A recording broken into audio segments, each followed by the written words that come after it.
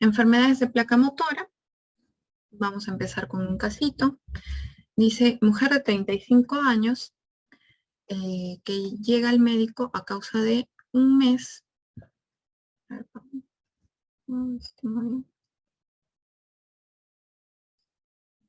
está. Un mes de la historia con visión doble.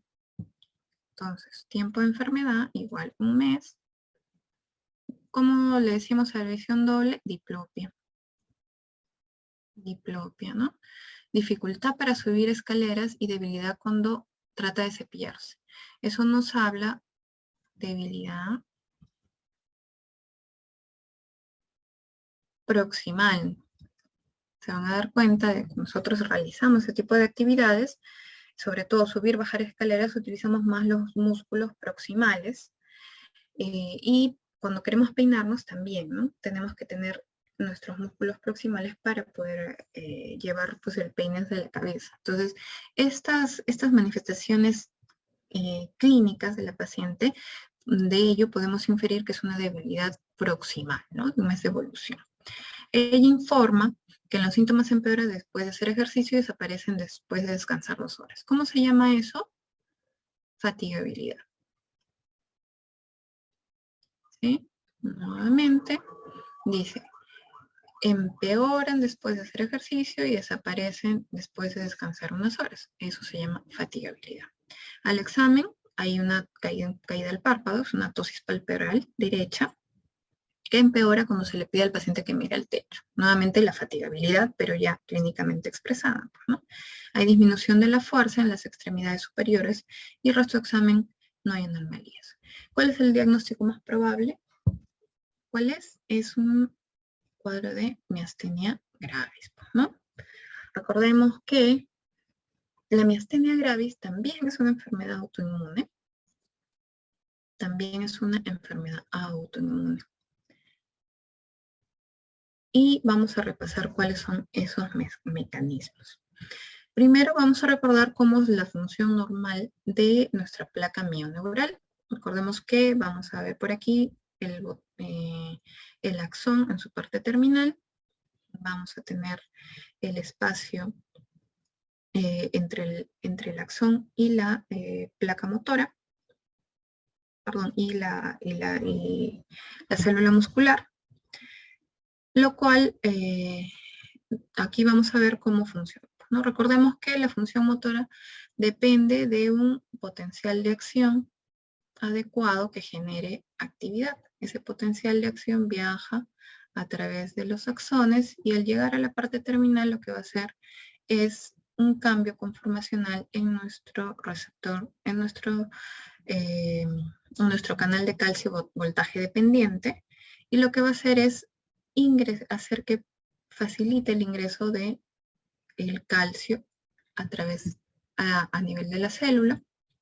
Este calcio lo que va a hacer es que las vesículas que contenían la acetilcolina se movilicen y se libere a través del espacio sináptico. ¿Sí? Entonces liberan la acetilcolina. Recordemos que la acetilcolina es el principal, único neurotransmisor de la placa mioneural. Único. Y ahí actúa a través de sus receptores de acetilcolina que se encuentran a nivel postsináptico. ¿Qué es lo que hace la acetilcolina? Se une al receptor en su lugar específico y lo que hace es iniciar el movimiento voluntario. ¿Sí? ¿Qué es lo que sucede en la miastenia gravis? En la miastenia gravis existe alguna alteración a nivel del timo o en la autorregulación de las células inmunes, en los linfocitos, ¿no? Entonces, ¿qué sucede? Que va a haber una producción de autoanticuerpos.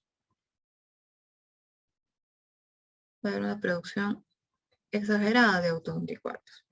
Estos autoanticuerpos van a actuar de diferentes formas. La primera es con la activación del complemento.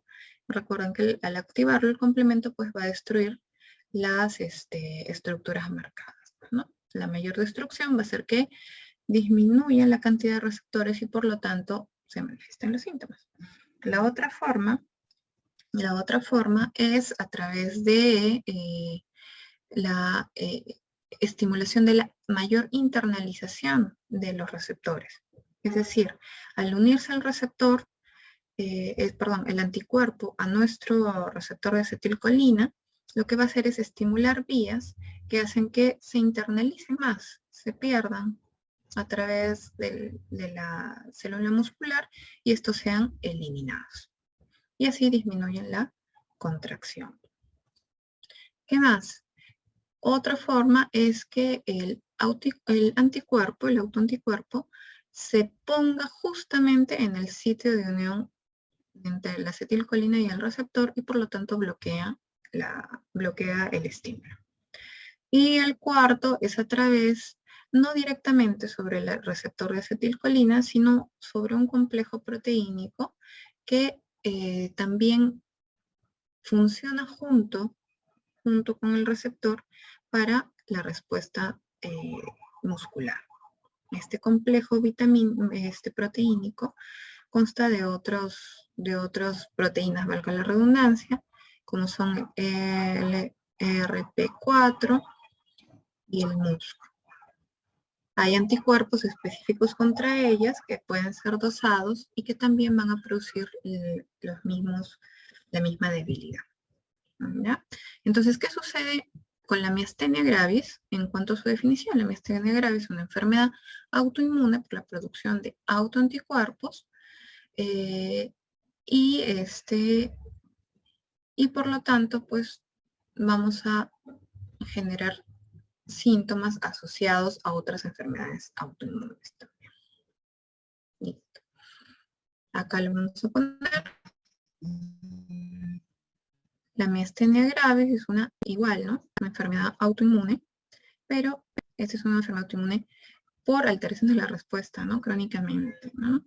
Por la producción de autoanticuerpos. Existe una relación con alteraciones en el timo, por lo menos en un 70%, y lo que más se encuentra es hiperplasia de timo, y en menos porcentaje un timón. También pueden asociarse, como les dije, a otras enfermedades autoinmunes, como son el lupus, y puede ser, por ejemplo, la tiroiditis de Hashimoto. Las más frecuentes. Perfecto. Es más frecuente dentro de la parte de epidemiología. Tiene 2 picos de incidencia, en menores de 50 y mayores de 50. En menores de 50 es más frecuente en mujeres y en mayores de 50 es más frecuente en varones. ¿Ya? No se olviden.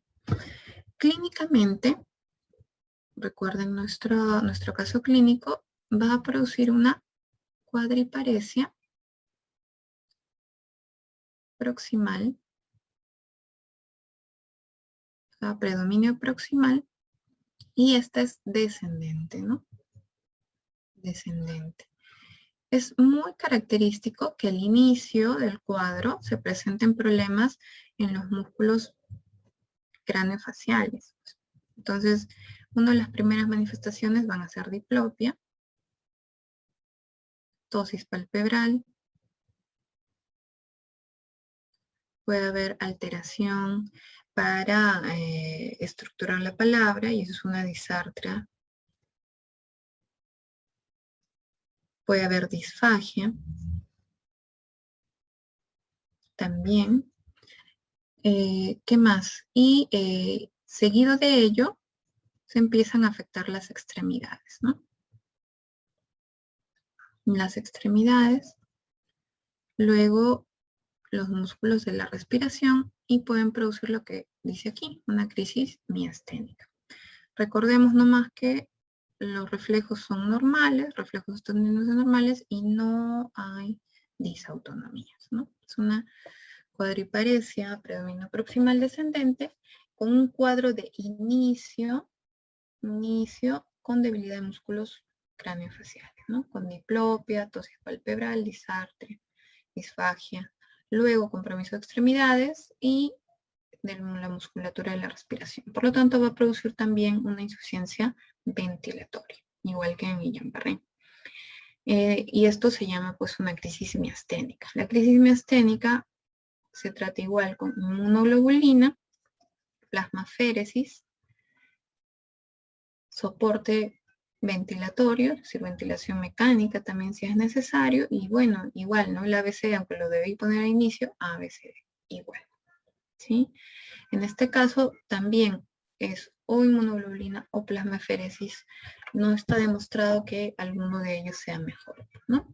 En cuanto al diagnóstico, ya dijimos, ¿no? La clínica es muy importante. Clínica.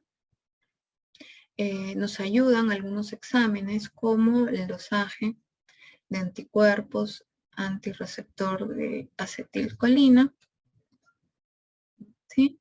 U otros anticuerpos sobre las proteínas que ya habíamos mencionado, el anti-LRP4 y el anti-MUS, que no lo pongo porque no es tan frecuente.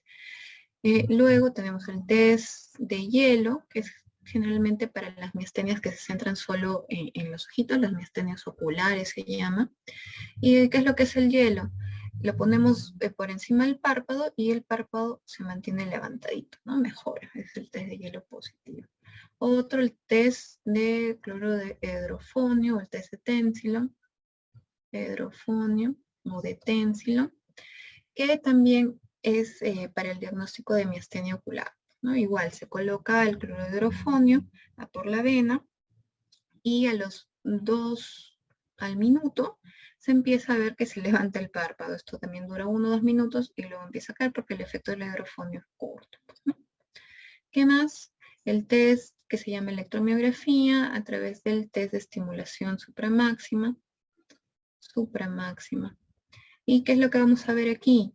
Que al estimular con un poco de corriente se va a generar un potencial de acción que podemos ver en la pantalla. Esto es lo normal es que el potencial sea igual, ¿no? Incluso al estimularlo de forma repetitiva. Sin embargo, en la miastenia lo que vamos a ver es que este potencial va a ir decayendo progresivamente, ¿no? Un decremento mayor del 10% al tercer minuto es diagnóstico de miastenia, ¿no? Confirma. Luego, el tratamiento en su fase aguda, si es que se presentara de esa forma, ya lo vimos aquí, como crisis miasténica, en los pacientes con una enfermedad más larvada, cuadro crónico, como el que vimos en el caso clínico, que empieza con síntomas muy pequeños, vamos a darle sintomáticos como la piridoestigmina, que es un inhibidor de la acetilcolinesterasa, que es la enzima que promueve el metabolismo de la acetilcolina, y vamos a dar inmunosupresores, De los inmunosupresores, a la cabeza los corticoides, y pueden ser otros, ¿no? Como la cetropina, el micofenolato, etc. Y un tratamiento que es muy importante, sobre todo en los pacientes menores de 60 años y mayores de 18, es la timectomía, que es el más efectivo hasta ahora, pero es muy lenta su respuesta, más o menos un año. Listo. Otras variantes de cuadro de enfermedades de placa motora son el síndrome de Lamberton y el botulismo. Y voy a aprovechar esta diapositiva para ver la diferencia. Recuerden de que existía pues nuestro botón sináptico, nuestro espacio sináptico y nuestro musculito aquí, ¿sí? El problema en la miastenia gravis eran los autoanticuerpos que destruían nuestros receptores a nivel postsináptico, ¿verdad? En cambio, en el botulismo y en el síndrome de Lamberton, el problema está en los canales de calcio, que estaban a nivel presináptico. Entonces, igual en el síndrome de Lamberton, que es una enfermedad también autoinmune, va a haber una formación de autoanticuerpos que afectan a los canales de calcio presinápticos, no se olviden. En miastenia gravis son postsinápticos y en síndrome de Lamberton y botulismo afectan a los canales de calcio presinápticos. En el síndrome de Lamberton hablamos de una etiología autoinmune, en cambio en el botulismo hablamos de la actividad de la toxina. ¿no? Una toxina del Clostridium botulínico. Listo. Así como el síndrome de Lamberito es una enfermedad autoinmune, generalmente se relaciona a un cuadro paraneoplásico. Dentro de los tumores más relacionados está el de células, el de pulmón, ¿no? De células pequeñas. Otros pueden ser los linfoproliferativos. También. Y esto más o menos en un 60% de los casos, habitualmente. ¿Ya? ¿Cómo se caracteriza? También hay una cuadriparesia. Una cuadriparesia que afecta primero extremidades inferiores, extremidades superiores, y puede afectar músculos de la cara, pero de forma más avanzada. Aquí va a haber trastornos sensitivos, va a haber también disautonomías, y dentro de las disautonomías lo que más manifiestan los pacientes son boca seca, serostomía, y en los varones, disfunción eréctil. Recordemos que este cuadro es mucho más frecuente en varones, ¿no? A diferencia que en la miastenia, que es más frecuente en mujeres en etapas tempranas y tiene otro pico, ¿no? Y también, ¿qué vamos a encontrar por aquí? Los reflejos van a estar disminuidos o abolidos. Tienen esas particularidades. Dentro de los anticuerpos que podemos encontrar en estos pacientes son los esta es una BGCC, generalmente asociados a paraneoplasia, y sintomáticos puede ser igual con la piridostigmina o también con diaminopiridina. Y el tratamiento, dependiendo de la gravedad, puede ser también con inmunoglobulina, plasmaféresis, si está muy, muy activo, y la resección tumoral, ¿no? Listo. En el cuadro de intoxicación por toxina botulínica o botulismo, generalmente se da por contacto con este microorganismo a través de alimentos en conservas, por ejemplo, o heridas, y muy característico que se dé en lactantes que han consumido miel, ¿no? Por lo tanto, no se recomienda. ¿Qué es lo que sucede en la parte clínica? Clínicamente, después de más o menos 8 a 36 horas de la ingesta de algún alimento o de algún tipo de contacto, se va a manifestar un cuadro gastrointestinal que se caracteriza por dolor abdominal, diarreas, vómitos. Seguido de ello, van a ver los síntomas motores con una cuadriparesia descendente, rápida, que afecta musculatura respiratoria también, ¿no? Es bastante grave. Y se asocia a síntomas colinérgicos porque afecta pues todo el organismo. ¿Qué es lo que podemos encontrar? Puede haber tosis, midriasis. ¿Qué más? Puede haber en algún momento ya estreñimiento, incluso estreñimiento, disfunción respiratoria. Ya vimos. El tratamiento es con la antitoxina lo más rápido posible y se puede detectar la toxina a nivel de heces generalmente o contenido gástrico.